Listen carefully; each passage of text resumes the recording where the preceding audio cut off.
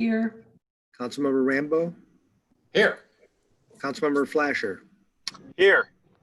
Councilmember Garitano, and Chair McCutcheon. Here. Do I hear any changes or a motion for approval for the committee meeting minutes of August the 18th? Looks Tracy, fine. Tracy, do I you have move a to change? approve. No, motion to approve. Do I hear a second? Me, Rob. Rob? All those in favor? Aye. Aye. Any opposed? Any abstain? Motion passes. Do we have any public input, Kathy?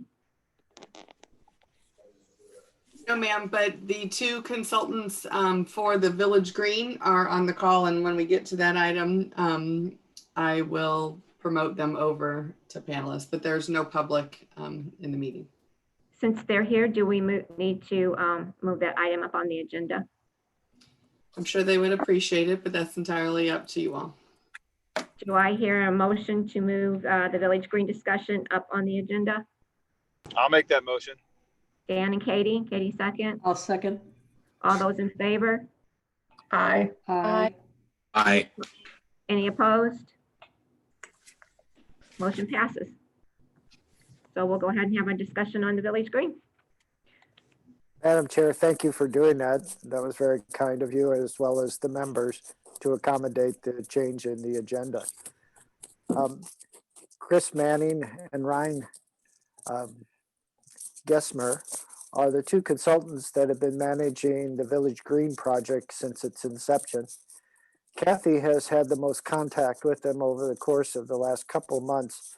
So with that, I'm going to let Kathy kind of give a brief overview of the memorandum we prepared, and then with the permission of the chair, have our two consultants provide any additional information they would like. And so thank you very much.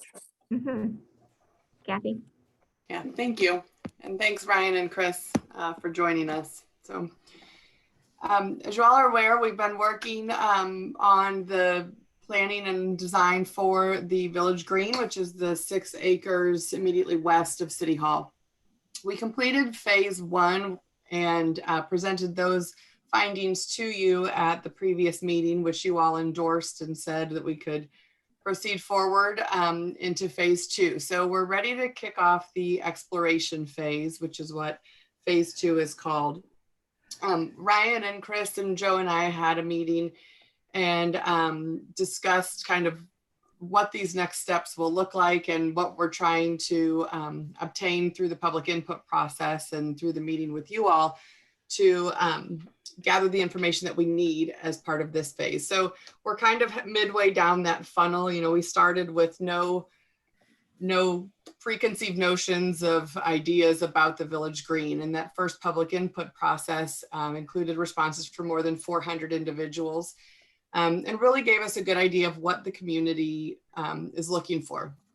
Of course, there were things that don't match with each other and maybe don't match with the city's vision for the Village Green. So that's why Chris and Ryan are here. They have the hard job to make sense of it all. So now as we move down into phase 2, instead of just gathering all that information, now we're going to kind of refine it. And so Human Nature has drafted some very different renderings to work on pinpointing people's opinions and having them be able to narrow down the scope. So this phase, what we'll be working on is trying to gather more like, what is the percentage of active versus passive that we're looking for in the park? What specific improvements may come out of this? But we're not to the point where we are saying this improvement will look like this and be placed here. And that was kind of what will happen in phase 3. And I'll let Chris and Ryan give more information on that. But really tonight, we wanted to just let you know that we are starting phase 2 and we are ready in the near future, in the next couple of weeks, to start that public input process.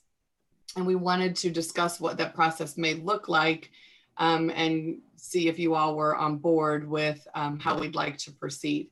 So obviously the first public input session was 100% digital. We had it scheduled for an in-person session right as COVID hit. And so Ryan and Chris did an amazing job in their company to switch over to a fully digital version we have more input on that than we've had on any of our public input sessions. So the digital format really works, but we don't want to be quite so limited in this phase. And so I'll let Human Nature maybe discuss a little bit some of their ideas for some ways that we can come together virtually.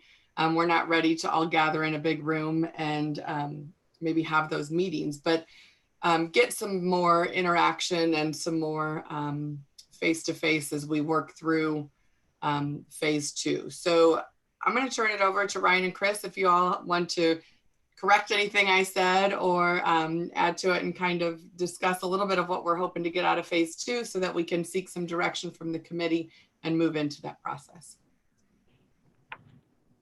Thank you, Kathy, and thank you for the opportunity to sit in on your meeting. As Kathy mentioned, we're really excited to be rolling into this next phase of kind of exploration, and so kind of two parts I think that I'd like to highlight. I think first, our desired outcome from today would be to have kind of the thumbs up that you're comfortable with the direction that we're moving for sharing 3 distinct concepts to gather stakeholder input. With you is certainly a key group in that input, but then also the subsequent public engagement session. And then second, for that public engagement session, for that to really take advantage of the digital platform in a way that can reach a broad audience with different comfort levels with this type of platform. We'd like to kind of have a 2-pronged approach. One of that would be kind of a live interactive session on Zoom or something similar, and to open it up to some live polling, maybe a breakout session or 2, and just have it be a way of interacting with those who are able to join us on that platform, so that they can provide kind of real-time feedback.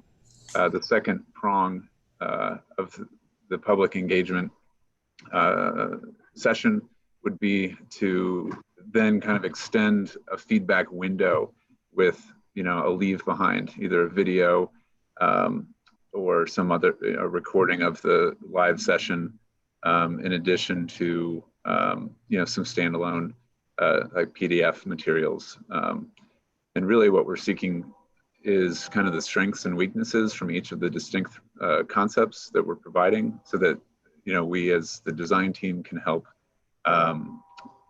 synthesize those strengths into the preliminary master plan, which will be in that phase 3.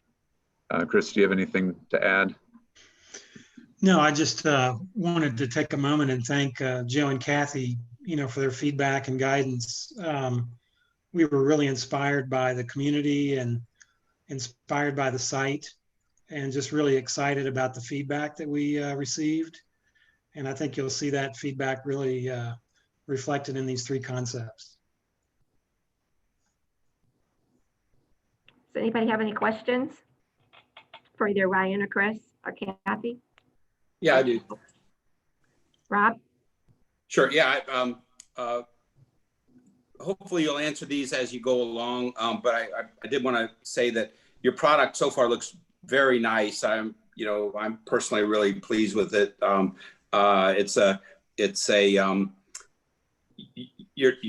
You got a broad target here, and your concepts are all over the map, but it looks like you're narrowing them down, and in the meantime your reporting is great, so I give you guys all the props for that. I have one minor question. Your modal responses are way the heck off to one side. It doesn't really skew the data, because the mean is right down the center where it's kind of supposed to be. But I was wondering if you have any thoughts on how you wound up with tons of responses at the 100% at one side. And but the more important question is, are you considering, this is probably a stupid question. I'm a newbie, so bear with me, but I'm wondering if you were charged with considering all our other current and future facilities, because we have a brand new park coming online. here in the next couple years out here in Ward 6. And there's going to be, it's probably going to be more nature oriented, nature trails and so on and so forth. And does that affect your conceptualizing on this part in terms of the providing natural experiences for people? Those are the two things I had right now. You want to field that one? I have a train coming through in my background. Well, first of all, Rob, thank you for your compliments on the visuals. We, enjoy taking complex projects and challenges and making them accessible to everyone. And part of how we do that is being very visual with our content. So thank you. And, right now it is a broad spectrum, even though input might lean more heavily to one side than another. As you mentioned, the mean was in the middle where it's supposed to be. And I think that our range of concepts really responds to that. And it's a volume knob that you get to help us tune up and down, which is why Joe and Kathy's leadership and your leadership as the committee really helps us fine tune that. So that was a specific question about several responses in several categories. There were by far the greatest number was right over at the very far end. And I'm wondering if there's some unserved or underserved population in the city that we should be aware of. That was the reason for my question. Right. No, it's a great question. And this is a three-step process. And so if there are ways that we can improve the outreach and get to people that, maybe weren't available the first round, we're certainly open to trying new methods and reaching out to new groups. So we'd appreciate your guidance on that. I can throw in a little bit on that as well. So Chris and Ryan we have discussed and looked at maps and locations and proximities of other city, state, and county parks in and around Wildwood and what their level of improvement is. I think what you're seeing on the spike in the preference for the very active facilities, those are the people who want this to be a recplex and a swimming pool and a community center and that kind of stuff. So their opinions are very skewed to the very built environment with lots of improvements. Okay. So I don't think that's the direction that anyone has pushed this into. But those are always, every park survey we ever do, there's always those people that feel that is something that the city just isn't providing and should be providing. So that's what you're seeing on that. Makes perfect sense. You guys already discounted that possibility for this park, and I'm cool with that as well. As you go along, if you could talk about the consideration you gave to facilities and other parks. Yes, we did take inventory of Wildwood's other facilities and parks, and some of what we're doing here is in casting that broad net and asking for these preferences, and then as the feedback starts to narrow us in, in this range on the spectrum, we're not necessarily we are not necessarily saying, okay, this is what it is. We are going to be reflecting back in these three distinct concepts, more of questions of, what aspects of these really hit on the mark of that input. What that might mean is what level of passivity or activeness, or what is the nature of the amenities within the context of this park framework. And so the hope then is to be able to get feedback that helps to give form to those preferences for activeness and passiveness and the role of nature and the relationship of nature to the activity nodes and that sort of thing. So that's why in this next phase, we'll have very distinct concepts. No one is the right answer. Instead, there's gifts in each one that we hope to will flip to the surface, and we can skim off and kind of package that into a park that really reflects the voices of the users in the community. So I apologize. I took us off on 2 tangents. I will shut up now. We have a new 27-acre park with a couple-acre lake on it. And it used to be a very park-like setting, and it will be again. And that may, you guys already may know about it, but we just inherited it, and so you may not. And I just wanted to make sure you understand that moving part when you're thinking about natural options and recreational options as opposed to some of your other concepts. That's it. Katie?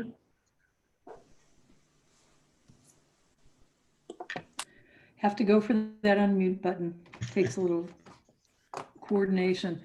I really appreciate the process that you're going through. I was on the community park committee when we were developing the community park process, and I really appreciated the input from our residents that we got to have in kind of building that process and going through what you're describing now. I think you've got a little bit better refined methodology to do it with than we had in the community park. So I'm looking forward to seeing how that process moves forward. I also want to make sure that as I'm looking at the data that you picked up, it looks like a great deal of people wanted to have a performance area. And so we do have our, when it's not COVID-19, our music events in the city, our farmers markets, and our other things along those lines that I want to make sure that we can keep into this park. But I think another very critical feature, I'm on the Economic Development Committee for the city as well, and we need to provide some type of passive location so that we can help draw businesses into the city and provide those business workers and owners a place where people can take a break. They can walk in a passive location. We also, I think, have a larger population of senior living, or I'm a senior, so I guess I should call it that, but we need to have some place where people feel comfortable that they can walk through and reflect and things of that sort. So in looking at what your first go around is, I think having a performance area that we can turn into a passive workspace is a critical piece of this whole component, so that we have a place where individuals can gather just to sit and talk to each other and maybe make some new friends during a workday or in an evening when they come out of their residences that are in the town center area that are anchored by portions of this park area. And then also have a way to get the whole community to come and enjoy some of the activities going on. So I was very glad to see some of the amenities that you had kind of outlined. But for those of you who haven't been through this process before, I just want to say what they are laying out, I really commend, because it gathers input as they go along. And we can all participate in those meetings, and I would recommend you do, so that you can hear what some of the residents are talking about, what is important to them. And I agree, everybody always wants a swimming pool. It's a small percentage of the city of Wildwood. But I myself will never vote for a swimming pool. I don't want to pay for the insurance. I don't want to pay for the cleanup. I don't want to pay for the repairs. They can join the Y. There's a pool there. So that's the one thing I want to make sure that we don't put into this particular area, because I look forward to it being a place where all city residents can come into the center of town and enjoy a great concert, talk with each other, see each other, and then they can go back to their homes and they can come into work on Monday And just like if you were in Chicago or in downtown St. Louis along Market, you can come out during the daytime and enjoy yourself for a little bit and take the stress off from work. So I just want to make sure we're going to be moving in that direction as we go forward. So I'll get off my soapbox. Anybody else make a comment? Teresa? Thank you, Madam Chair. Yes, I just want to make sure that we remember, and Mr. Vonich will say I sound like a broken record probably, but that we have to think about the people with disabilities and make sure that we consider that when we're looking at every aspect.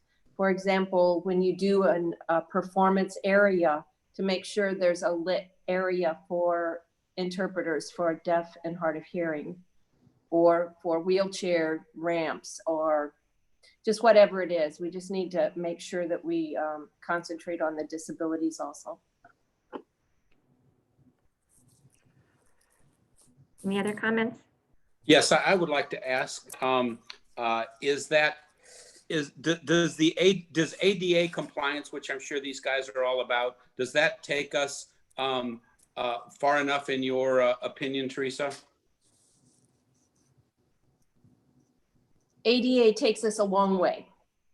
And the problem with it is that sometimes it gets really vague, and it's not specific enough to say we need to have this or this. So we have to do that on our own before someone comes up and says, you don't have this, you don't have Braille on the sign, or you don't have closed captioning in the advertisements, the videos, or you don't have an interpreter, or whatever it is, to think about it ahead of time.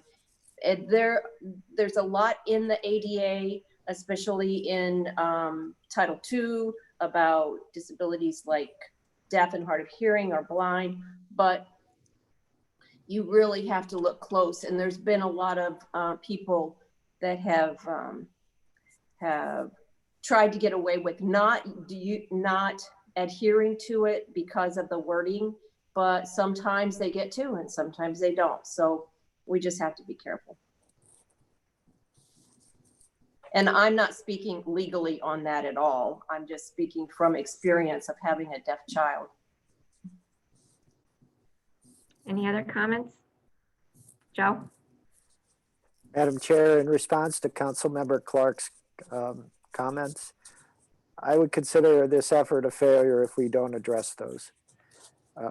We spent a lot of time with the community park in phase 1, ensuring that we addressed the populations that sometimes are overlooked, and we wouldn't do that. And I can assure you, human nature understands that. That was one of the first things we talked about when we did some of the scoping right after their selection as the city's consultant. Ryan or Chris, how are you going to promote the next phase so that residents are aware and can participate?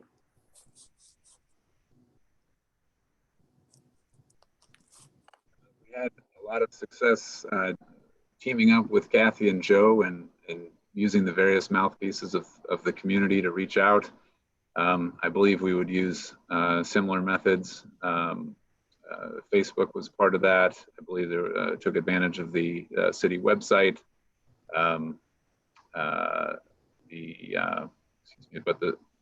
believe the school district and business communities also helped to kind of broadcast the workshops or the public engagement session. And so we would take a similar strategy this time. And how would you reach out to those that might not be using social media? That's a good Ryan, if I could maybe interject here. Yes. Madam Chair, I think at this stage, phase 1 was, as Kathy described, the top of the funnel or the opening into the funnel. I think as we move through the remainder of that proverbial funnel, particularly in phase 2, we probably need to use a little bit more let's say nowadays, non-traditional methods. And one would be, I think we need to advertise in the West News Magazine, a ad in there identifying the two-prong approach, so to speak, or some way that human nature feels comfortable. Because we know most everybody in Wildwood gets that in their mail, and a lot of people read it too. And so I think that would be a component that we didn't do in phase one, but we should consider in phase two. And an ad can be less than $500, so I think it's money well spent. I agree. I agree. And then my other concern is noise for existing residents. So whatever we can do to mitigate that, because we are backing up to residents who have lived in the city of Wildwood for quite some time. So whatever we can do regarding noise abatement would be much appreciated. Any other questions or comments for Ryan or Chris? Rob, do you have a question?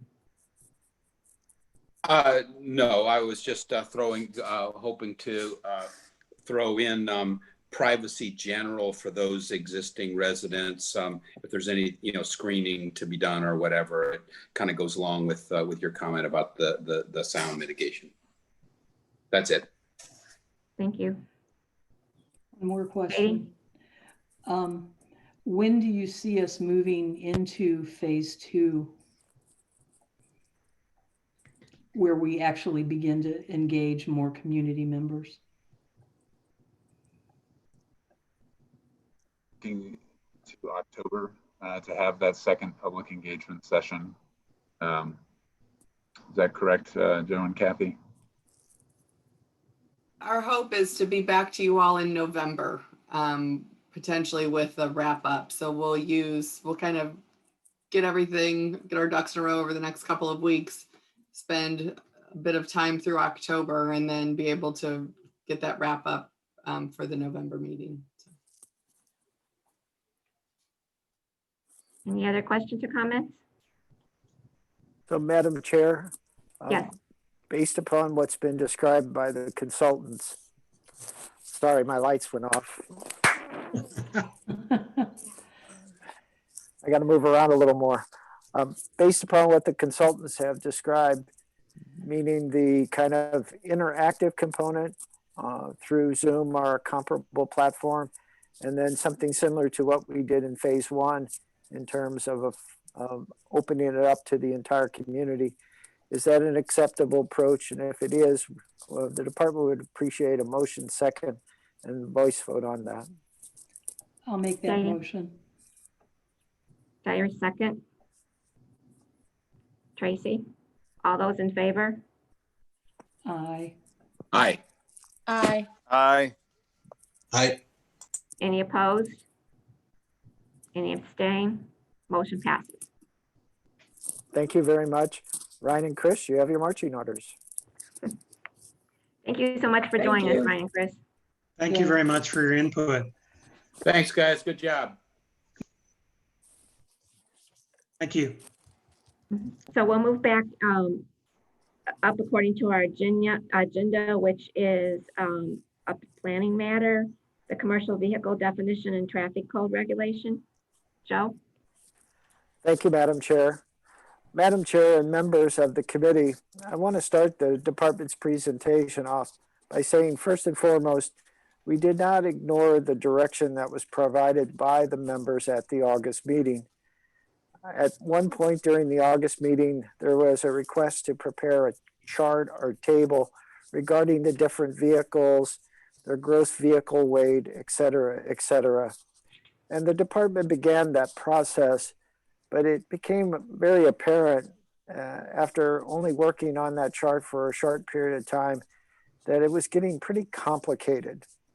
And I'm calling upon you to understand that complicated from an enforcement standpoint is often very problematic. There's a lot of people that have to interpret our ordinances. It's just not Kathy, Gary, or I. It's the general public. It's the police department. It's property owners that may not reside here. So there's a number of people that have a stake in what we say and how well we say it. And from an interpretive standpoint, I took the liberty to maybe forego the chart, but certainly it can be completed, and to talk to you tonight about what I believe is the best approach to accommodate what the city council wants, which is to have flexibility for our residents to have commercial vehicles of an appropriate scale in residential settings, and to avoid commercial vehicles that are inappropriate in those same settings. To Councilmember Clark's couple of comments as well at the last meeting in August, the gross vehicular weight is the standard across the board. So the references in attachment A of the previous reports about curb weight, those have all been eliminated. The Federal Highway Administration uses gross vehicular weight, which is the weight of the vehicle, the fluids, and the cargo associated with it, as well as the passengers. So it's the whole kit and caboodle, as one would say. Also, that there are a lot of standards out there. There's a lot of states and counties and local municipalities that create tables and charts to kind of define what is a light duty vehicle, a medium duty vehicle, et cetera. I was fortunate enough to find that the Federal Highway Administration, the Environmental Protection Agency, and the US Census Bureau all kind of have their standards for this type of topic. And so I've included those as attachment A in the most recent memorandum you have tonight. And again, it all seems to settle on somewhere around 10,000 pounds. And it's inclusive of most vans, pickup trucks, and let's say maybe a slightly larger vehicle, a step van, it's as a possibility.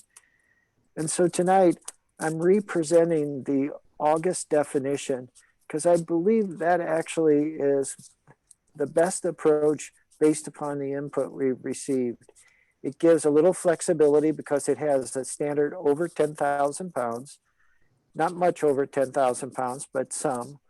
It still addresses the concerns about a commercial vehicle with an attachment, such as a trailer, where equipment of different types may be included upon it.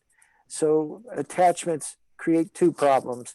They take up more space on the street, and when parked in a driveway, can certainly block the sidewalk and force pedestrians or others into the street to walk around it. It also still provides an outlet for those that have certain situations in the more rural areas to accommodate them. And so tonight, I think, as best as I can describe it, I think we found the appropriate approach. It's not perfect. Very seldom is legislation, but I would like to offer this to you tonight as I think the best approach to achieve the goal of the City Council in terms of how we treat commercial vehicles in certain residential areas. So that's my explanation. There's no chart. It certainly can be completed, but at this stage, I think based upon the experience that we have as enforcers, this definition would work pretty well. So thank you. Questions? Teresa? Oh, you knew I was going to ask a question, didn't you? I look forward to them. Sorry about that. Well, No, that's a compliment.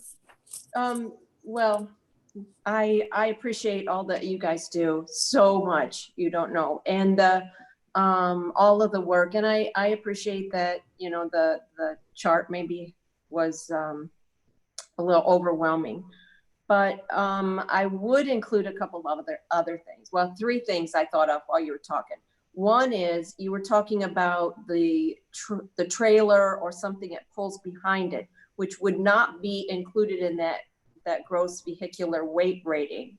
The gross combined weight rating would include something that's pulled behind it. So maybe we have two different things. You know, if you wanted to say you can't have more than this in the total. So you have the gross vehicular weight rating of 10,500, and then the gross combined weight rating of whatever in addition to that.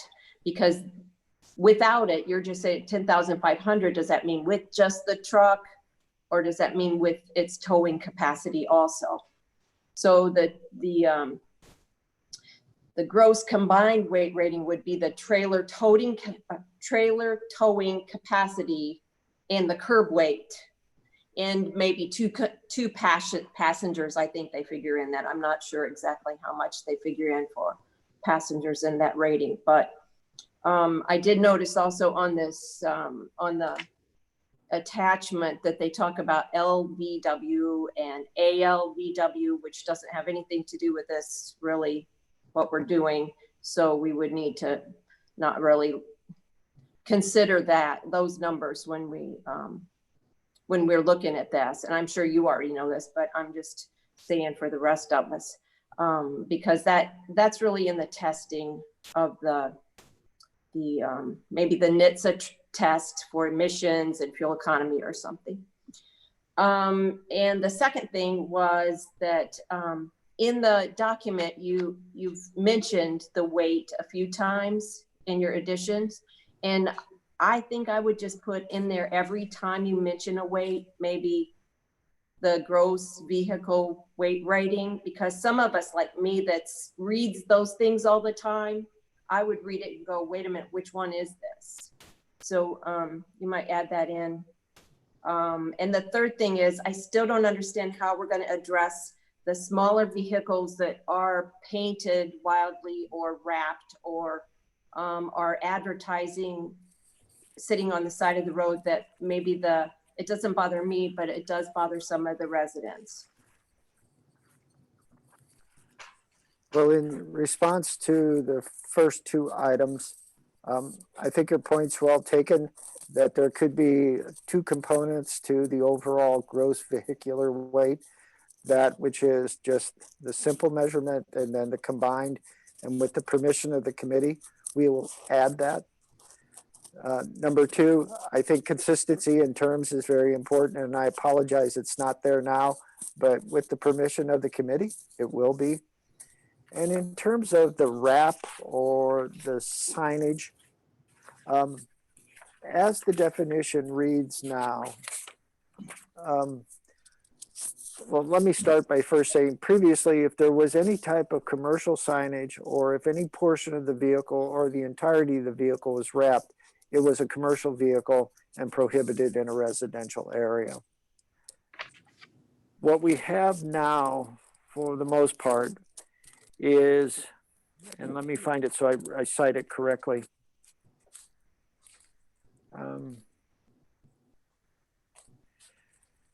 We removed that component from the definition, as I recall. Well, hold on. It says any licensed or unlicensed vehicle maintained, used, or intended primarily for the purpose of transporting property for financial gain, or displaying any type of signage or advertisement for a general or specific type of commercial activity is considered a commercial vehicle. But then we go on to say that if it meets these new weight requirements, that it can have that type of signage.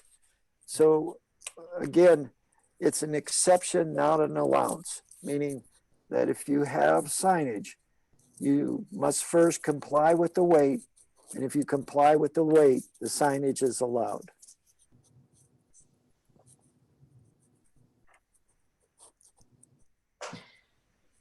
Katie? Oh, I'm sorry, Teresa, do you have a follow-up? Well, I just, don't we have residents that are offended, or they don't care for that signage, and that's one of the reasons we're talking about this? Actually, it seemed to be more the opposite when we first discussed this back in January of this year, that we were being there was I believe the situation was there was a gentleman that lived in, I believe, Ward 7 that worked for one of the pest control companies. A portion of his vehicle was wrapped. We received a complaint about the commercial vehicle and began the process of enforcement. And so out of that, many of the council members said, well, it's a small vehicle. It's not a large truck. It has commercial identification, but he parks it in his driveway. Why can't we allow that? And so that's the direction I headed based upon the comments from City Council. Katie? Yes, that's what I recall too, Joe. In January and at our last meeting, we talked about the fact that many organizations such as Spire and Charter and AT&T do require that their staff bring home a vehicle so that they don't have to pay for the parking for those vehicles overnight, or so that their staff can be more ready to respond and not take the time to have to drive to a parking lot to do something. So I thought our discussion became one of as long as there wasn't some large panel truck or trailer that was attached to it. We had been given that example of the individual that had parked on by Chesterfield Lake area with his huge trailer, and he did have one of the heavier duty vehicles that we did want to let comply if he parked it in his driveway, I thought was the conclusion that we came to. And that trailer was parked someplace else because that trailer hanging over the back of his driveway is going to cause an impediment for physically disabled, for people with strollers, for, you know, everything. So I thought that's what we came to agreement upon at the last meeting. And that's my recollection. You're hearing my Again, dogs. like I said, it adds a little hominess to all of this. So again, that's my understanding, is that as long as the weight limit isn't exceeded, some commercial signage is allowed. Teresa? Just thanks for the clarification. I My pleasure. wasn't completely sure that that's what we came up with, but so I wanted to bring that one up. Yeah, and along those same lines, when I was reading it, I really was questioning what about signage? Was it addressed in this proposed ordinance? So I mean, to me, it's not really clear about our back discussion on wraps and whether they can park in the driveway or not. I don't know. Joe, can you respond to that? Certainly. I'll respond by saying that based upon Councilmember Clark's 2 comments and now yours, if it's not clear to all of you who have been discussing this now, some of you for just a few months, others for almost 9 months, then I probably need to work on that description a little bit more. So the hope would be is that we'll get all the comments relative to the current or the proposed definition, excuse me, then I'll refine it and then have a final version for you at the October meeting. And then my other question was, what about the HOA rules? If they're in conflict with the city ordinance, if they are saying you can't have wrapped vehicles in the subdivision, which one prevails? It'll always, the private restrictions will always prevail first. Our ordinances do not supplant or supersede. The only problem is, and this was mentioned in August, we then put the burden of enforcement on the trustees versus the city. But again, based upon our comments over the course of the last several months, that seemed to be an acceptable trade-off to allow a little more flexibility, particularly in the times that we're seeing now and what I believe will probably be some shift in how people work for a long time to come. Mr. Garantano? I think what I'd like to just get clarity is that the HOA restrictions, I'm assuming if they are more restrictive, they would prevail, but in no way does it mean that if the HOA allows commercial vehicles, let's say just of any excessive type, that they would supersede the city. Then the cities would still regulate, I believe, right? Is that? You are absolutely correct in both points. That if the homeowners association and their indentures are more restrictive, we can't supersede them. But if they're less restrictive and our ordinance is more, ours will trump, so to speak, and be applied. Yeah, and in the situation that been asked by some residents, the HOA is failing to enforce their own restrictions. So the residents are now seeking relief from the city because the city, they would like the city to then address the commercial vehicle issue, which I don't blame them for that. If they can't get that immediate relief from their HOA. But I guess the what I'm looking at, and I think Teresa did mention this, or at least it came up when she was speaking, is that there is a prevalence in vehicles that are taken home, and there are, I guess let me think about it. There are vehicles that are taken home and they have some kind of lettering on them. Usually I see them on the side of the door. And I think there's a clear difference between that and another vehicle that may be fully body wrap, have a full body wrap around it with commercial advertising. So in that situation, can you clarify for me, Joe, how would we handle that differently, or is it all the same? Under the proposed definition, it would be all the same as long as the weight limit isn't exceeded, or in the case of an attachment with the combined weight, then a full vehicle wrap would be acceptable, as well as just signs on the door. So we're basing our commercial vehicle definition strictly then just on vehicle weight. Vehicle weight, and again, that interprets size, but also, as you can see, there are a couple of things. Certain vehicles are going to be called out regardless. A tow truck, a stake bed truck, a flatbed truck, refuge or garbage truck, a bus, a plow. So there are certain things that just are going to be identified right away. They'll exceed the weight limit, but we just know by their nature they create problems. Got it. I understand. So it doesn't have to have any lettering, but if it's over in that excessive weight, and I did see the pages here with some drawings. So I guess if someone had taken home a city delivery vehicle that is in the class 5, 16,000 to 19,500 pounds, then that would be considered commercial based on the definition. Correct. But again, in some of those instances, they may just drive it home one day because they got off late and they couldn't get back to the yard before it was locked up. And if no one complains, we would never know about it. It would be only if it becomes a day-to-day situation and people did complain, then the definition would apply.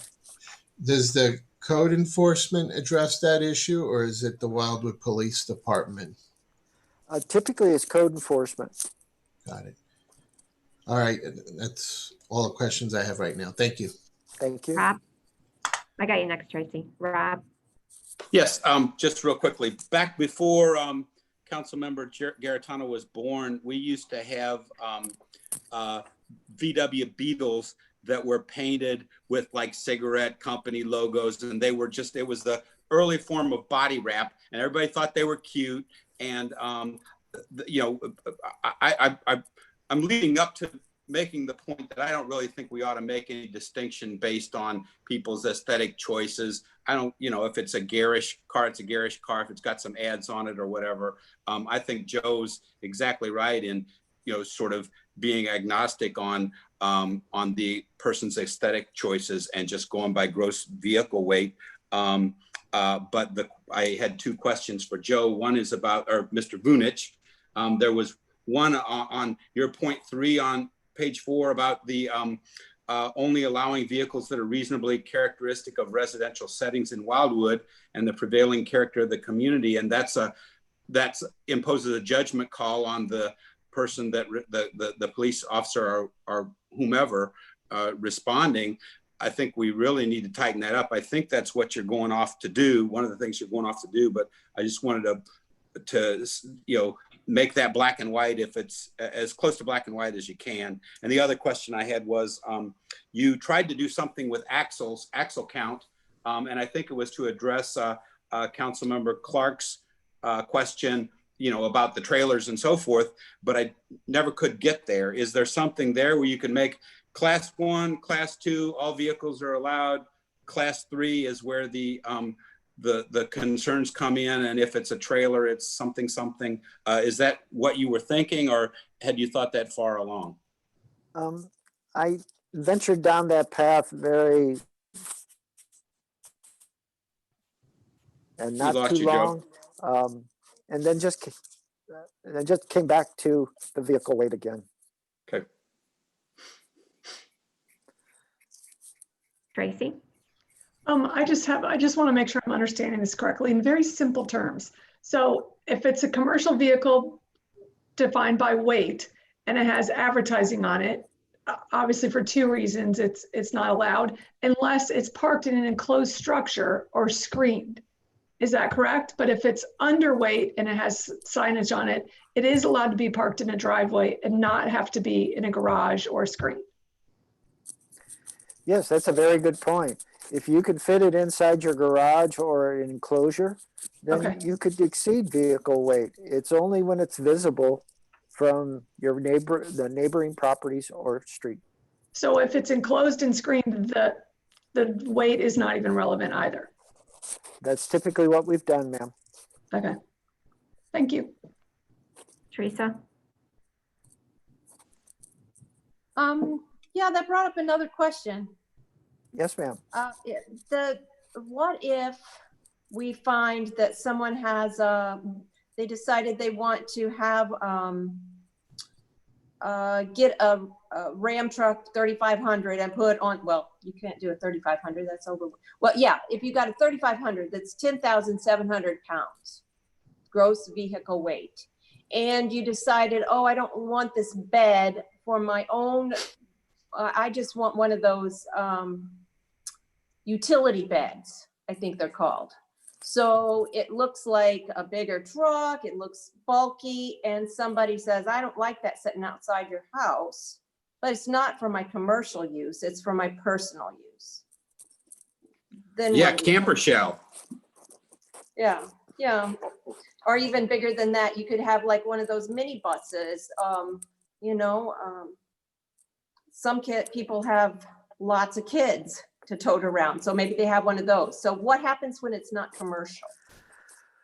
Well, that's a very good question. And Gary Cruz, who used to be the precinct captain out here for almost 20 plus years, kind of identified that a lot of people do modify their trucks, and they take a typical pickup truck and make it look like something different. And for the most part,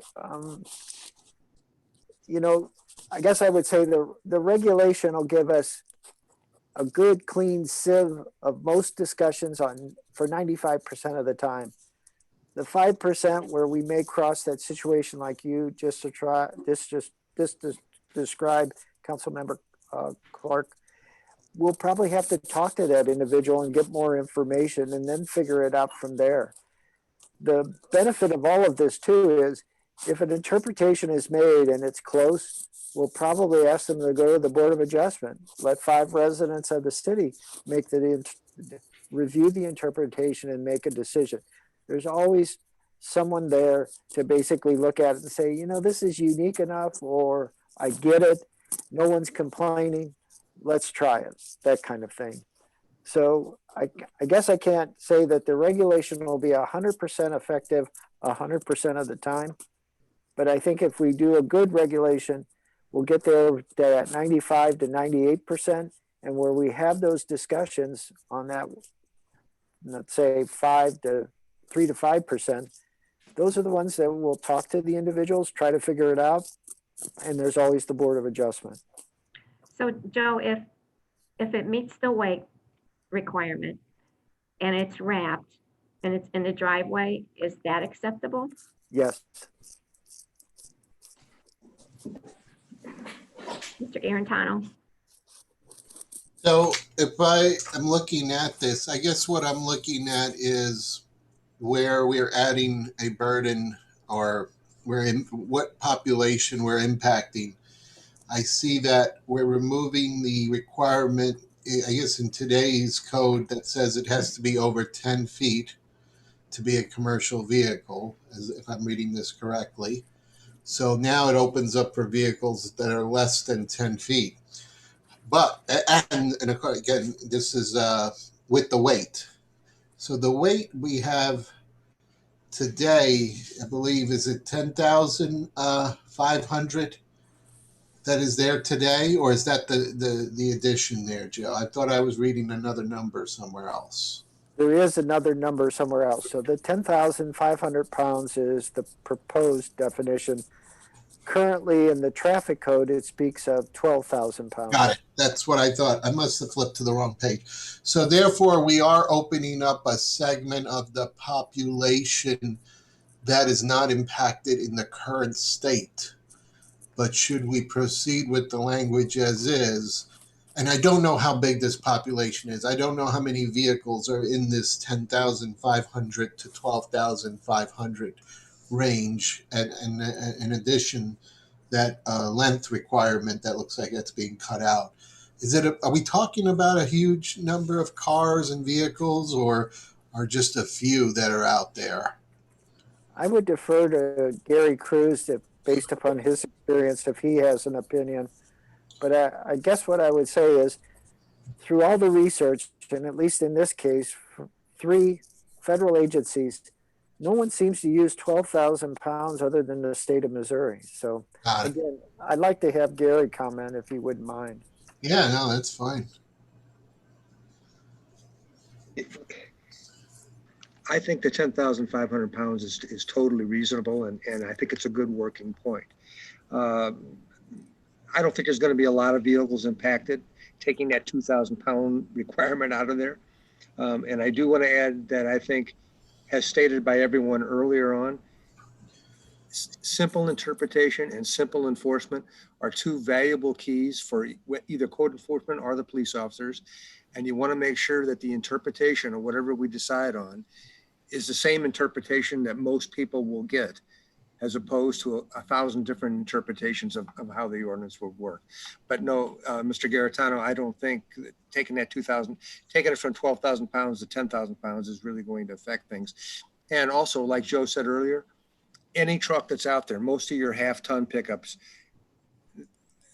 I mean, just since our last meeting, I could have taken pictures of 10 different vehicles that have been altered, a regular pickup truck that have been altered to a flatbed, like Councilmember Clark discussed, but they were licensed as cars, not as trucks. They were licensed as vehicles, and that happens all the time. So maybe just one follow-up question, and perhaps you already explained it. Why not, instead of 10,500, why don't we go with the 10,001 to be consistent with the Class 3? We certainly could. I was just trying to be, I guess, give a little bit more of a buffer or hedge, so to speak. But if you want to make it 10,001 pound, it still achieves the same goal. It captures most of the vehicles that we think about when we talk about residents driving commercial vehicles home. The 10,500 was just to give us a little leeway. And I believe Ford Motor Company had a pickup, one of the heavy duty that was at that about 10,500 pound limit. Got it. So I just was thinking that usually isn't a vehicle either one of these classes, and therefore we kind of have this little gray area. It just kind of feels like it could be a class 3, but if you're under 10,500, or let's say you're 10,200 pounds, I don't know. There may not even be a vehicle that exists in that. I guess that one would be allowed, but I was just looking at that from whether it made sense to do that. I don't have an appetite either way. I'm just looking to see if you thought that through. Well, you know, it's a very good point. Because again, it speaks to, you know, that little gray area. And, you know, maybe I was being, I guess what I would like to say is what we're going to do is going to be almost 180 degrees different than what we're enforcing now. So maybe being a little more cautious on the front end of this major change might be beneficial, and going with 10,001 pound versus 10,500 pounds is part of that being a little more cautious. I got a question. Okay. Who's going to weigh to determine the difference between 10,001 and 10,005, other than, I know you can look at charts, et cetera, and make that determination, but somebody may have some stuff in the back of their vehicle that's hauled overweight. I just don't want to see code enforcement spending time arm wrestling over 450 pounds or so. I think that's, maybe that's part of the reason I included 10,500 pounds. so we had a little bit of leeway that we didn't have to jump down somebody's throat. Teresa, I have you on the list. Rob, you want to go first? No, I'm sorry. I didn't have a question. I must have not put my hand down. I apologize. Okay, Teresa?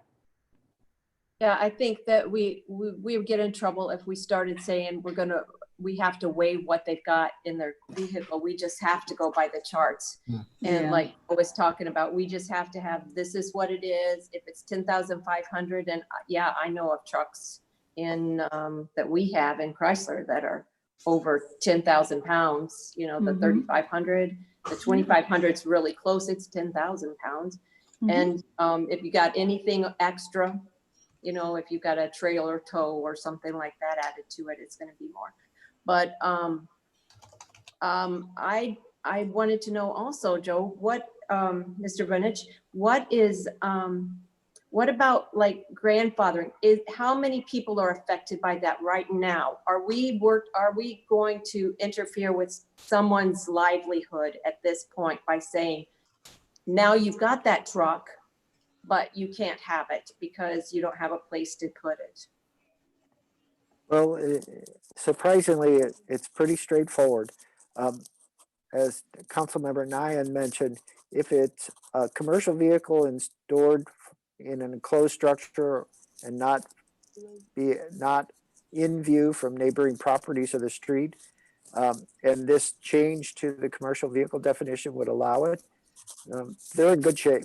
But otherwise, if it's not stored inside, all of the vehicles are violations right now. And so they don't have grandfathering.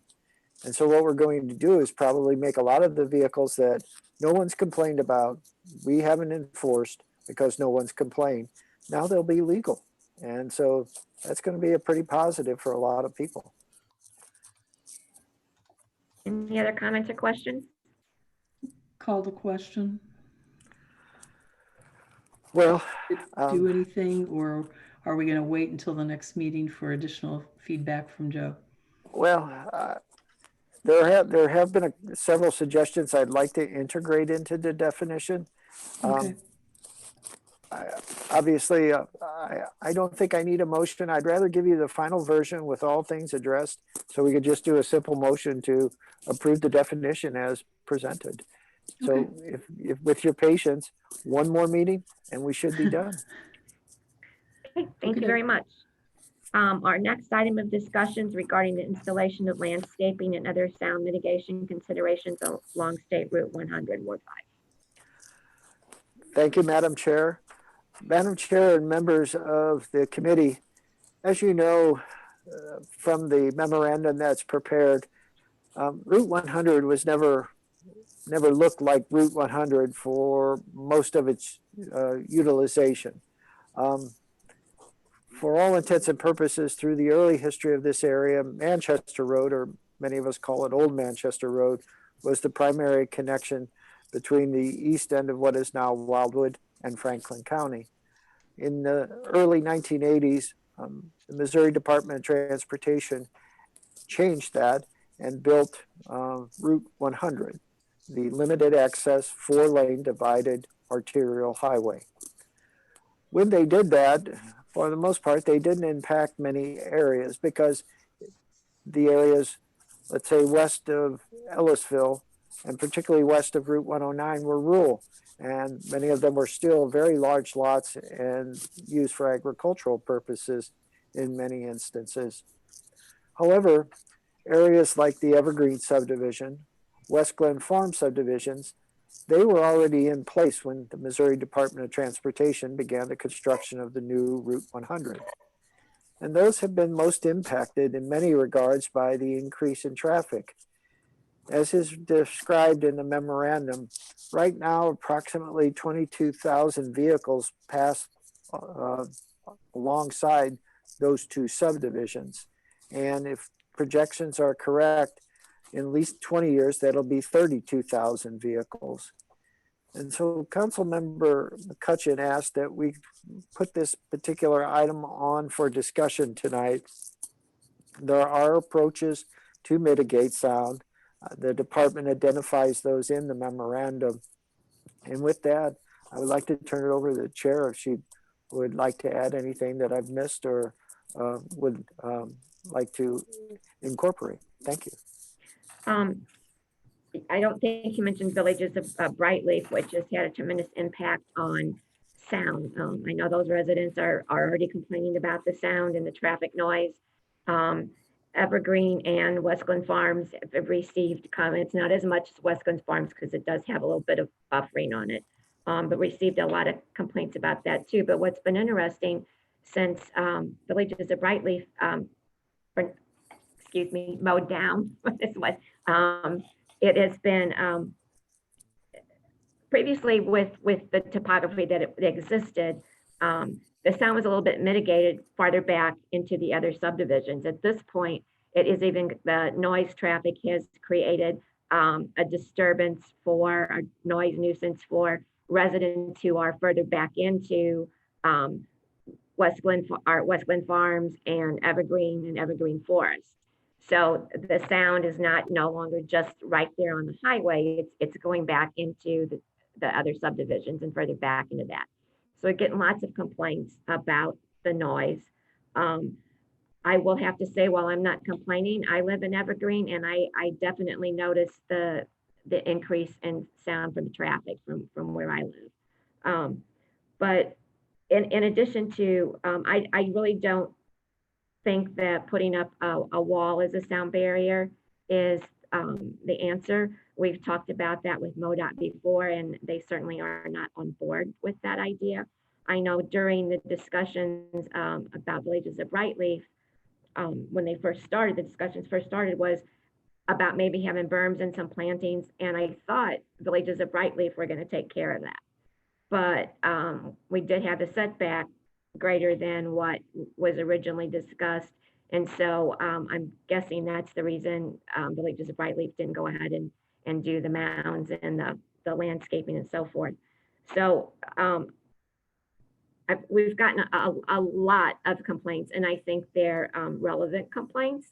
So it's trying to come up with some way that we can address that issue and still make it aesthetically pleasing for the city of Wildwood as well. I know Rob and I have talked about the practices that have been utilized in South Carolina, where most of the roadways are tree lined and you do still have access to businesses, but you can't really see those right off the highway when you're driving past. So that in a nutshell is a concern from the residents. Joe Garantano, I'd like to see your hand up. Yeah, well, I saw this, and Mr. Vunich may recall we've had some homes, but they're homes in the Canberry subdivision. In particular, there was one homeowner that was certainly calling the city a lot because of the sound coming from Highway 100, and they're actually close to the intersection of 100 and 109. So they're a bit up the hill there. I don't know if there's already some trees. There's like trees along 100 over there. If we're thinking about doing something, I think that it would make sense. Maybe we can do a little bit of that too, right where those homes are, because otherwise they're going to see that going on and they're going to say, why are you doing it on that side of the street and not mine? And I've been telling you about this noise issue for so long.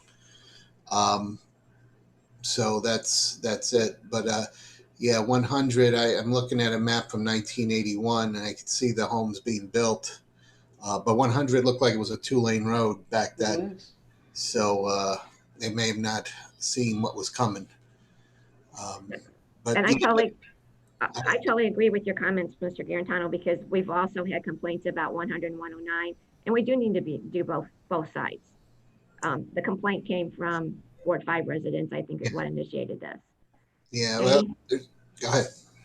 I'm sorry, go ahead, Joe.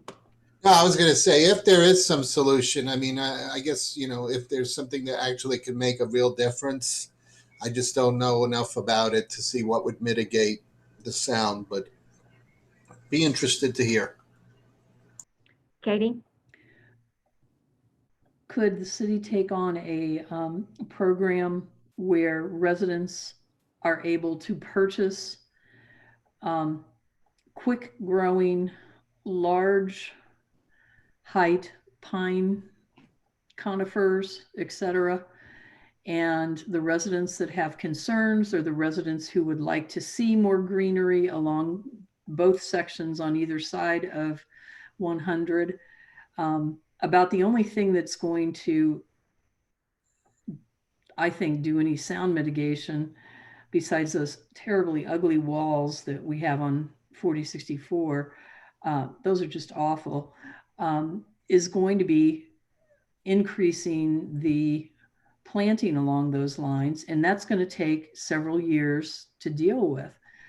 It's also going to cost money. And so do we set up some kind of a program where residents who are willing, able to make a donation of a tree or something, we start planting along that corridor on both the north and the south side. And in another 10 years, we'll have 60-foot pine trees that are our wall through there. And that lasts through all seasons. And just a thought. Rob? Yes, thanks. If we mixed it up, we need to fix it. The walls are not going to be the answer. I think Joe did a great job of stating the challenges. I don't know that we have space for berms or even plantings along some of those corridors. If you consider the utility right-of-ways and so forth, it's going to encroach on the highway. And a 60-foot pine tree is also sometimes 50 feet wide, and there are no great vegetation solutions. Pines are thin by nature and don't kill much noise. There's a whole lot of research that I looked into actually that says that vegetation doesn't do much to mitigate sound. It's really the berms that do the mitigation. And if you have quick growing plants, that means a quick death, because most of them don't last that long. And so it's just really a tough thing to solve. I just had a couple of comments. This is a new world with telecommuting and so forth. I'm wondering if the projections from 2018 took that into adequate account, because post-COVID, COVID opened the floodgates for people working from home. Corporations now realize that it's okay. They don't have to babysit them. And I'm not sure we're going to have the kind of traffic growth that those projections might have said. I'm hoping, my first question is, I'm hoping Joe can maybe speak to that a little bit. The second thing I wanted to throw out was there was a great article in the Atlantic Monthly a while back that talked about how quiet the world was going to get because leaf blowers are now more regulated. The engines are going to become electric instead of gas in both cars and motorcycles and trucks and whatnot. A lot of drones are going to be delivering things and so on and so forth. I don't think, maybe we can do some things. Maybe it's going to be more a matter of satisfying people with visual screening and so forth. And so I like Katie's idea. It's a really good suggestion of, trying to be the go-between intermediary between residents that want to do something and, tree farms are just whatever, but it would be more bushes, I think would be denser, more compact and so forth, is a better idea.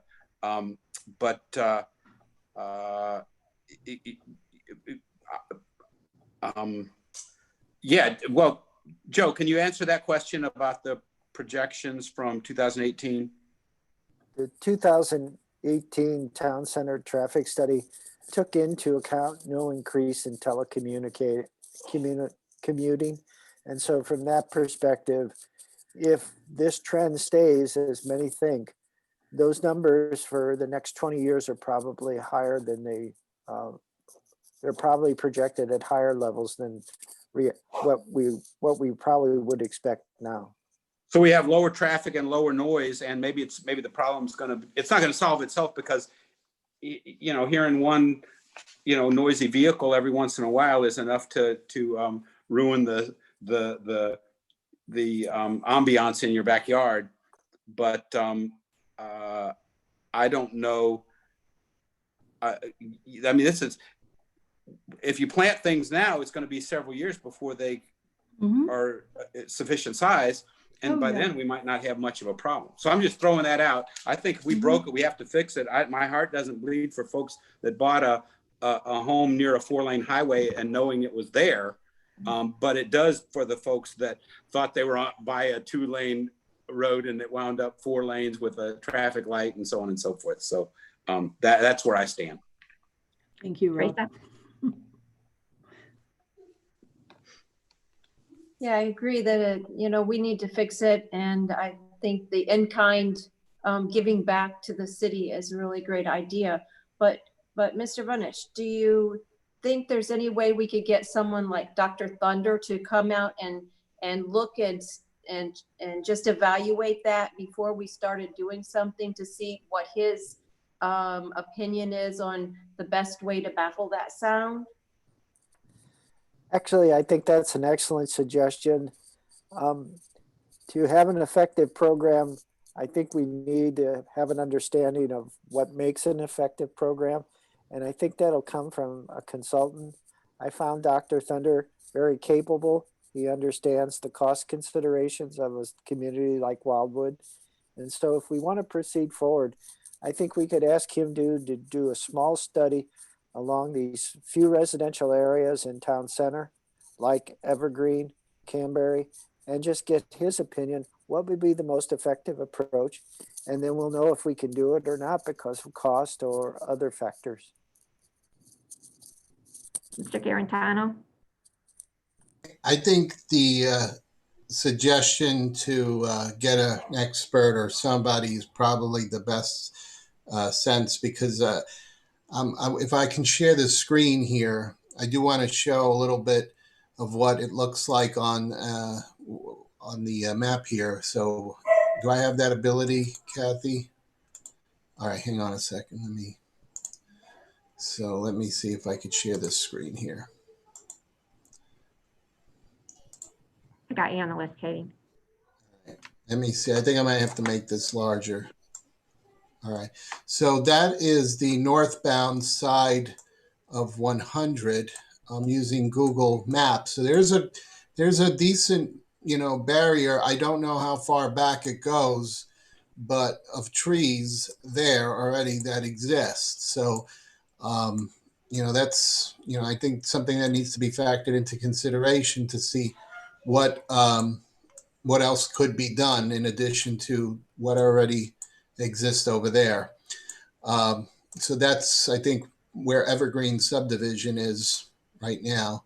And certainly when you get to the street part, there's no barrier here because obviously you have the street here that connects. So I can imagine for these people that are right here, they're getting most direct. But I did want to show the other side. This is the side I was referring to, Canberry. There's kind of almost something like of a natural berm or, man-made when the highway was built, because the homes are up there and it's, I don't know how many feet, but it's quite a bit up there because we've got our pedestrian bridges that go over there. But this whole side over here is all, kind of all shrubs and trees and stuff that's just been growing there along 100. So there is something there today, but I think we need an expert to tell us if we have the option to do something that's going to improve it, or if we're just throwing money at it and nothing happens, then this may be the best that we have. Joe, can you show a picture of what the area looks like where Villages of Brightleaf is currently? I think I can turn it over. Let me see. So the Villages of Brightleaf, I just don't know if this is a street view when Brightleaf was being built or not. There are some thin parts over here. Yeah. And I can tell you when you walk along the trail here, you do have some parts where it does thin out because now today there is a pedestrian trail somewhere over here that connects the north side of 100. So they certainly have a thinner barrier over here that is there in some parts. So I would imagine these people here, but again, they've also bought here knowing, they're right next to the road. So. And that's true, and I totally understand that point. But part of the issue is that all of those trees being removed for that area then has increased the sound further back on some of the homes that. No. Yeah, no, behind Villages of Brightleaf. And I hear it from the people up here, and they bought knowing that this road is here, although they, some feel it's gotten more traffic and, you hear the loud engines or people, motorcycles and things. In fact, I hear them from home. I hear 100.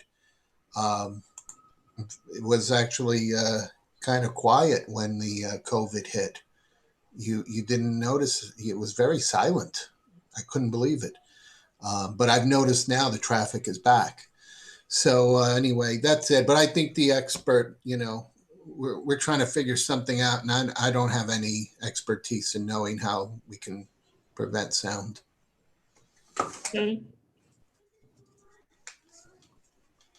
You're muted, Katie. My apologies.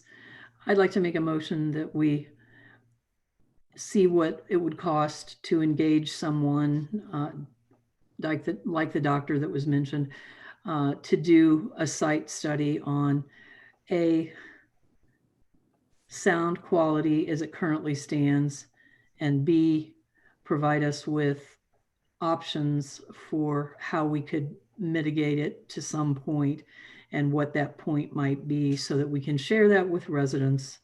And we've at least made an informed attempt at looking at what our options are and what our ultimate costs will be.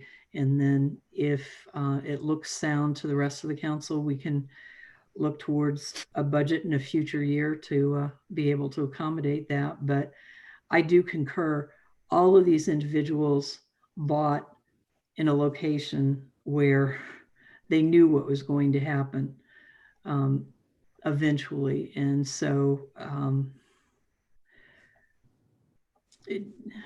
I don't think the city of Wildwood has done any injustice to them at this point.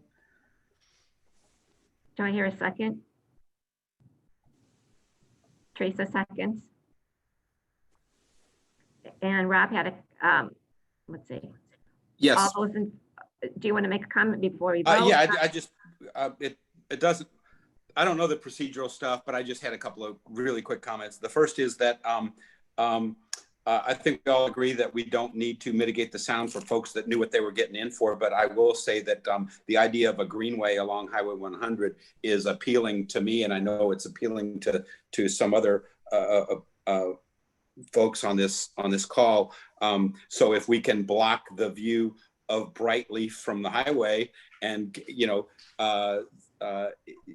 it's sort of a victory for the passersby as well as the people that are in that subdivision. My question specifically on the motion is, do we have to decide where we're going to do the study, or is it just going to be like along the entire 100 corridor, or shouldn't we be more specific with the guidance there? Katie, you're muted. I'm undoing. I was assuming that this would be from, I'd say where Brightleaf and Taylor Road starts all the way up to 109. If I can I interject? Sure. Well, I think that we might have to expand that, because Forest Leaf Parkway, maybe it's like from one pedestrian bridge to the other pedestrian bridge, or from the pedestrian bridge to 109. Maybe that might be the area we do it, because that way it'll cover Forest Leaf, and we can at least find out both sides if there's some options that are available. What would a study like that cost us?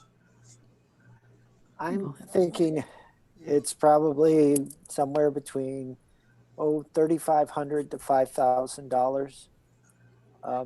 But I'll find out from Dr. Thunder and get that information if the motion passes. Okay, so we're just finding out at this point, and then you'll come back to us with that. Good, thank you.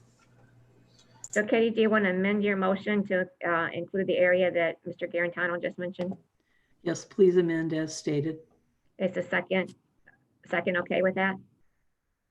So all those in favor? Aye. Aye. Aye. Any opposed? Any abstain? Motion passes. Is that where the most of your complaints were coming from? Oh, it's not just Villages of Brightleaf, yes. Well, that fixed your problem. It's complaining, and I understand that, but it is also Evergreen subdivision, a little bit of West Glen Farms, and then it's a lot of the property that's back behind where the Villages of Brightleaf has been constructed, because that was all woodlands, and now it's gone. So, and I totally understand where y'all are coming from. People who moved into Villages of Brightleaf knew what they were getting, but then the concern it's caused for residents who've been there for years and years, it's definitely, it's impacting them, and I get their point. So, Mr. Vunich, do you have anything else to add? No, I would just say the next two items, Madam Chair, under park matters. If there are any questions, Kathy, Gary, and I'd be glad to answer them. We weren't planning formal presentations at this time.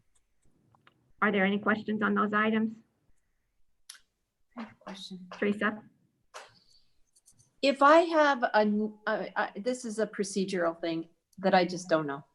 If I have something to add to that, possibly, maybe a suggestion, when do I bring it up now, or do I give that to you some other time? A suggestion for what? For the, oh, am I on the right one? Virtual. The virtual Yes, program? now's the time. Well, I had sent out a memo, just a short one, to get some ideas about it. And I tutor a lot of kids that are doing virtual school, because a lot of them just can't do it. And I have a high schooler who's doing physics, and we're going to do a science fair without the fair. But I started thinking maybe it would be a great idea to have a science fair with our Wildwood high schoolers, and they come into the to the city hall one at a time and videotape their science fair project. And then at the end, we have some kind of award for the one that wins. Ken Remy said that he has a lot of STEM acquaintances that would love to be the judges if we did something like that. And just another step with that would be if we could somehow get donations to give a scholarship of some kind, because these are high schoolers. Just an idea. Well, if there's no objection to the committee, we'll add it to the list. And I don't know if it would be as prestigious as one might want, but we could certainly contact the community college and see if they'd be willing to offer a scholarship as part of a science fair activity. Yeah, because right now it's really hard for kids to get involved in science when they're not in school with a lab. And maybe my house is a little different because I love it. So I got my lab and we can make all kinds of stuff in my house. And we do things like mummify chickens, but not everybody does that or enjoys it. So the kids are really left out with their science fair, and to get them encouraged to be scientists and to think science. So I would love to do that. And I know that when my boys participated in the science fair, there were companies like Ameren and some other companies that would then give cash awards or scholarships for different kinds of activities. So that might be something to check out as well. Tracy? I just have a question. First, I loved the pet videos that everybody posted. That was great. It was so funny. I really enjoyed watching that. I don't have a pet. I didn't have anything to put on there, but I got a kick out of that. As we talked about before about advertising in the West County paper, I know this is all over the internet. I know it's on, in the newsletter. But I just feel like people are so busy right now, especially with some of these upcoming events in March that would be geared maybe to children, they're homeschooling. And frankly, I don't think parents are paying attention because they're just too busy, or they just don't have the time to look at all those things. I wondered, and I don't know what the expense is, to start putting little blurbs and not even necessarily articles, which are great, but again, they're flipping through really fast. And just to see a little something that just kind of gives a schedule, and they cut it out and then they hang it up and they kind of look at it and then participate in some of these events. Because I think you guys put so much work into them and they're great. And I don't know that a lot of people realize they're out there. Just a thought. Any other comments? Thank you for the comment. Teresa? A question. Can the council members or the committee members be a part of the plein air, or are we exempt? You are not. So please, if you have an interest, even if you're an amateur photographer, there's a place for you at the plein air event. Okay. And the communication, I think, is key with all of this, just like Tracy was talking about, to get the word out that you're doing these virtual events, because I think there's a lot of people who are missing the fun. And just an idea, when living in China for 14 years, the parks are full of these little signage things, just a small, well, theirs is huge, but you only need a small area that you could put in a flyer or something along the trails or the walkways at the end of the trail or something, just so people can see that, where you put up the map, or just something there, because a lot of people pass by those and not everybody has access to the internet, like Rob and I might know in our wards. So it would be really nice if they could get the communication also, because they're not looking on the internet for that. And a lot of people don't even know what's in a city hall. They don't even know they can go inside that city hall. They don't even know where it's at. So. We'll look into that. We have a number of our park facilities have kiosks. And certainly in past years, we've always posted the recreation event schedule. I don't know if we've been posting the virtual schedule because we've been kind of doing it on the fly. As we get more feedback and success, we add events, we repeat events. And I'll defer to Gary or Kathy if they have an opinion or thought. Well, I can say we have 17 new stations on the trails in Community Park where we could post little blurbs on our virtual events. Yeah, I'm not sure what virtual events have been posted in the park, but you all are hitting the nail on the head of what we discuss and try to figure out constantly. In conversations with residents, I didn't know about it. And it's like, it's in the Gazette, so it gets mailed to every single household. The virtual events are different, but this is the people are so busy, and this is the cusp of our biggest challenge. So we have the weekly e-newsletter. People don't hardly know it exists. How do we tell them? We put it in the Gazette, we mail it to their house, they still don't sign up. It is just a constant challenge on, and so we do post on social media all the time.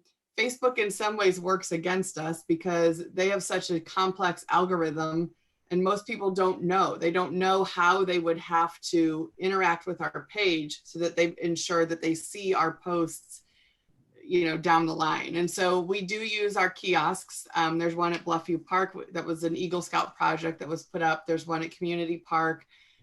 We have small ones, that we use sometimes at Anniversary, where it's a reservation, but we'll maybe put a flyer in there, and same at Old Penn School. So we try and put the word out. We have 4 Facebook pages, Twitter and Instagram. We have the website. The website allows push notifications. So every time we add a spotlight, people can sign up and just get an email when we add a spotlight. We actually have our senior programs every month in West News Magazine.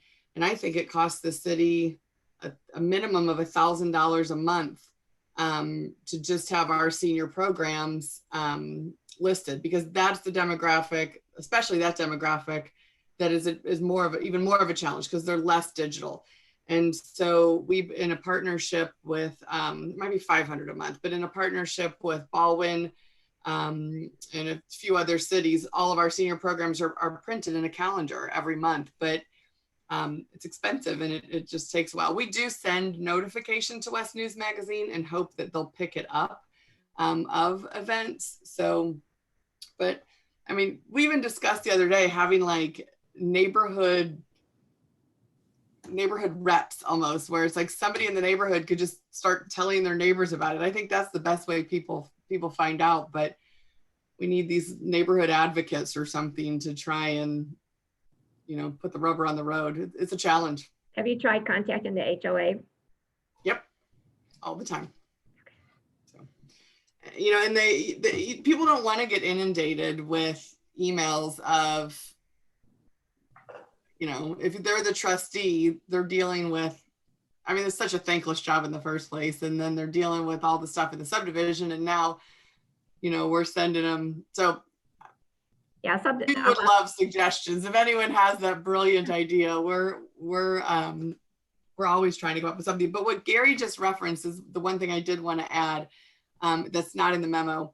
Bree Kelchin, our recreation specialist, has been working with St. Louis County Library. We just installed on the new 1 mile loop in Community Park a storybook trail. And so there are 17 stations along that 1 mile, and it starts at the dog park. And as you walk the trail, you read a book. And so I think it's going to be really popular little feature, and it will be open beginning on Thursday of this week. And then we'll rotate out the book every, I don't know what the time frame is, but We argued which book to start with, and War and Peace is out there right now. Katie? I'm kidding. Katie? We figured you were kidding, Joe. I just wanted to see if it would be possible. We've got lots of walkers, runners, etc., different people coming to the parks. At those information stations within the park, is it possible to put, you know, a 2-inch by 3-inch, almost like a bookmark that can be stuffed inside a waistband or something by somebody, and then they can take it home, and it just refers them to where to go look for the activities that are going on in the city of Wildwood. Just a thought. I like that idea, something that could be dual purpose and could stand up to the, getting it home if you have it in your waistband. Yeah. If there's Yeah. if there's no objection, well, I'd like to, if we could explore a few of these with the committee's permission. Does anyone have an objection to them exploring the ideas? You have the committee's permission. Thank you. So our next item of business is a closed session. And Gary, you want to do a roll call? Madam Chair, we'll need a motion to go into closed session. Do I hear Katie? Move to go into closed session. Yes. Do I hear a second? Dan? Yeah, I second. All those in favor? I A roll call? Aye. Any opposed? Do you have to do a roll call for closed session? Yes. Motion passes. Gary? Councilmember Clark, Yes. Councilmember Bartone, Councilmember Nyan, Yes. Councilmember Dodwell, Yes. Councilmember Rambo, Yes. Councilmember Flasher, Yes. Councilmember Garitano, Yes. and Chair McCutcheon. Yes. okay, if you can give me just a minute to disconnect the live feed.